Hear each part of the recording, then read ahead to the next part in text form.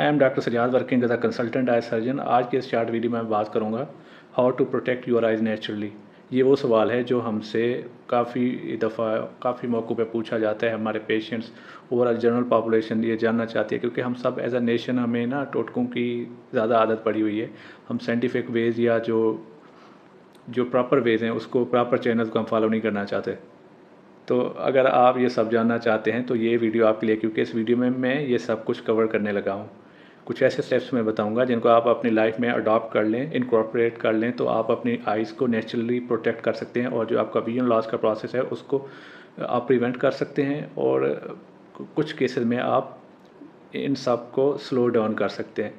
First of all जो सबसे important thing है आप अपनी आइज़ के लिए कर सकते हैं, वो है आपको बैलेंस्ड डाइट लेनी है। बैलेंस्ड डाइट में हम सबको पता है कि right amount of carbohydrate, protein, nutrients, vitamins and other essential mineral, इन सब को इनकॉर्पोरेट करना है। और आइज़ के हवाले से स्पेशली मैं कहूँगा कि आइज़ में आपने एंटीऑक्सीडेंट्स का भी इस्तेमाल करना है। एंटीऑक्सीडेंट जैसे vitamin C and mineral, zinc and lutein, इनकी राइट अमाउंट लेनी है ताकि ये जो इंग्रेडिएंट्स हैं ये प्रोटेक्ट कर सके हमारी eyes, specially against free oxidative radical, जिसकी वजह से कैटरेक्ट बनता है, या age related macular degeneration, older age में जाके एक रेटिना की बैक ऑफ द आई पर्दे की एक बीमारी होती है जिससे सीवियर विजन लॉस हो सकती है। अगर ये हम डाइट लेंगे, अब रूटीन में शामिल करेंगे, तो काफ़ी चांसेस हैं कि हम इस डिज़ीज़ को स्लो डाउन कर सकते हैं, या इसकी जो होने का टाइम इस बीमारी का, इसको काफ़ी डिले में लेके जा सकते हैं। Second one on my list is avoid smoking. तो अगर आप चाहते हैं कि आपकी आइज़ हेल्दी रहें और आप यूज़फुल विजन है वो प्रिजर्व रहे, और आपकी जो सीवियर विजन लॉस की वजह से जो कॉन्सिक्वेंसेस आते हैं, आपकी लाइफ पे बुरा इम्पैक्ट पड़ता है, तो आपने स्मोकिंग नहीं करनी। स्मोकिंग हम सबको पता है कि इसके बहुत ज़्यादा बुरे असरात हैं बॉडी के, एटलीस्ट तकरीबन सब ऑर्गन्स पे। आइज़ में भी इसकी जो ऑक्सीडेटिव डैमेज हो रहा होता है उसको ये एक्सेलरेट करता है, और रेटिना को डैमेज होता है इससे, तो आपने स्मोकिंग नहीं करनी। Third one on my list is adequate hydration. Adequate hydration मतलब होता है कि आपने sufficient amount of liquids and water intake लेनी है, जिससे आपका जो हाइड्रेशन लेवल है वो मेंटेन रहे, और आपका जो बैक ऑफ द आई जो ब्लड फ्लो है आई का वो सफिशेंट रहे, ताकि बैक ऑफ द आई या जो रेटिना को जो डिजनरेटिव प्रोसेस होते हैं एज रिलेटेड, वो स्लो डाउन किए जा सकें।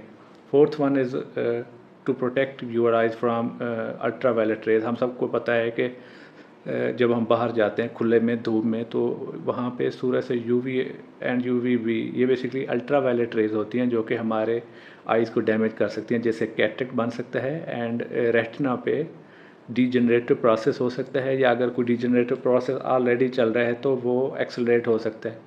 तो कोशिश करें कि आप जब धूप में जाएं तो ऐसे सनग्लासेस का इस्तेमाल करें जिनमें UVA एंड UVB, ये दो टाइप्स की रेज होती हैं। 100% प्रोटेक्शन होनी चाहिए इन अल्ट्रा वायलेट रेज के अगेंस्ट।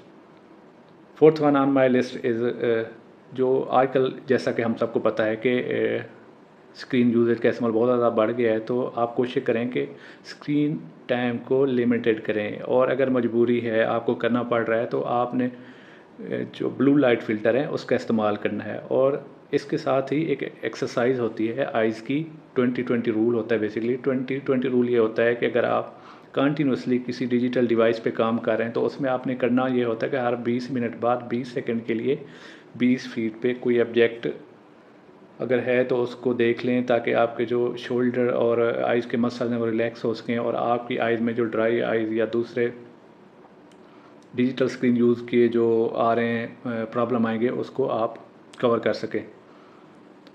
इसके अलावा आप अपनी आइज़ के लिए जो कर सकते हैं, मेरे ख्याल में ये सबसे इम्पोर्टेंट है, क्योंकि कुछ डिजीज़ ऐसी हैं जिनको आप रोक नहीं सकते, बल्कि आप उसके लिए बेस्ट ये कर सकते हैं कि अगर उन डिजीज़ की अर्ली डिटेक्शन हो सके। अगर अर्ली डिटेक्शन होगी तो हम अर्ली इंटरवेंशन कर सकते हैं, और अर्ली इंटरवेंशन होगी तो उसकी अच्छी प्रोग्नोसिस होगी।